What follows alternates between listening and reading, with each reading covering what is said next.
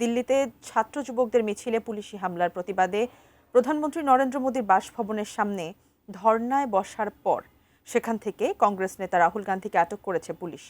প্রকাশিত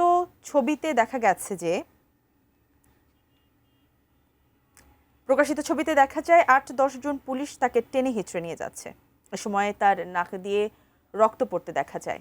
এনডিটিভি বলছে, প্রিয়াঙ্কা গান্ধী, অখিলেশ যাদব ছাড়াও কংগ্রেসের অন্যান্য নেতাদের বিক্ষোভ স্থল থেকে সরিয়ে দিয়েছে পুলিশ।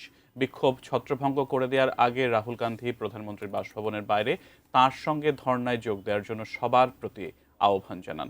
এর আগে নরেন্দ্র মোদীর লোককল্যাণ মার্গের ওই অবস্থান আন্দোলনে যোগ দেন রাহুল, প্রিয়াঙ্কা, মল্লিকার্জুন খার্গে সহ জ্যেষ্ঠ নেতারা। তবে ধর্না শুরু করার পর তাঁদের সঙ্গে নিয়ে সাক্ষাৎ করেন কেন্দ্রীয় মন্ত্রী জিতেন্দ্র সিংহ। উচ্চ নিরাপত্তা বলয়ের অন্তর্গত এলাকা থেকে ধর্না প্রত্যাহারের অনুরোধ জানান তিনি।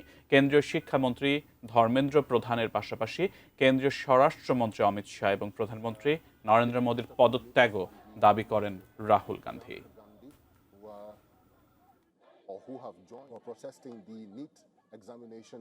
Exam paper leak screens Congress leader Rahul Gandhi and his sister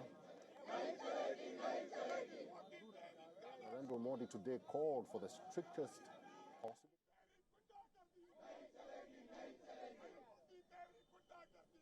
petition in the Delhi High Court asking